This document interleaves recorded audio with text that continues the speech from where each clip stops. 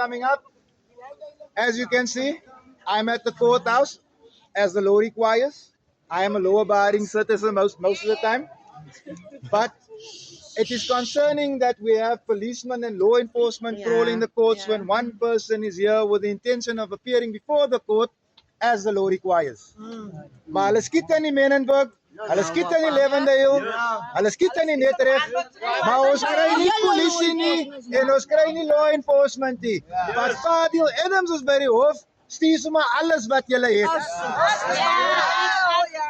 Fadil Adams is by die hof, want hulle het as 'n fucking staircase budget gesteel.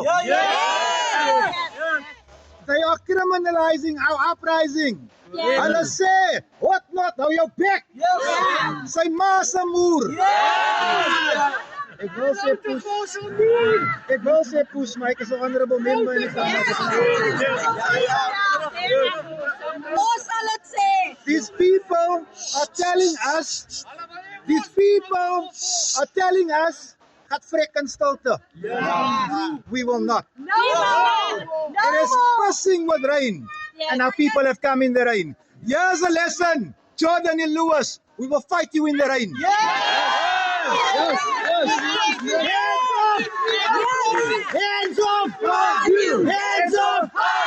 Hands off! Hands off! Hands off! There's more. I have to report to the police station again. Hulle het nog 'n saak gehad maak teen my.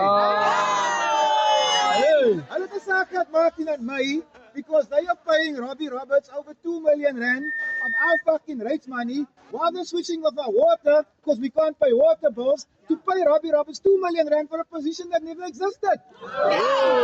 Die boere maak posisies vir die vele boere terwyl ons se fucking ou mense in die pille kan drink.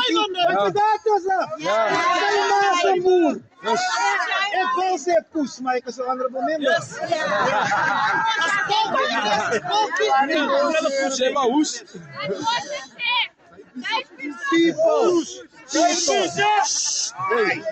People, it is clear that this DA government has declared war on our people.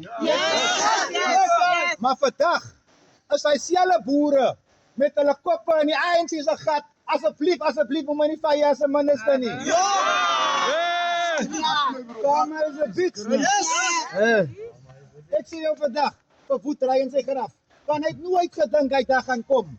Want sy volk se gat kry by 'n swart man nie. Vervoed gaat nog verder in sy graf draai. Want in 2026 maak ons sy volk binne in sy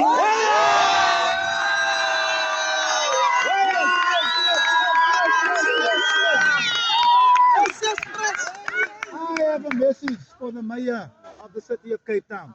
I have a message for the premier of the province. I have a message for the auntie with a big Botox back, Helen Zelle. You can criminalize me.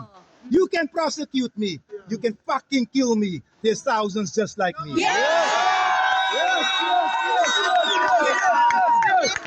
Viva Ferdinand! So guys, thank you for coming up. Dankie dat julle nat gekry het. Let us go home. We're going to be at court many times going forward. Thank you. Yes, sir.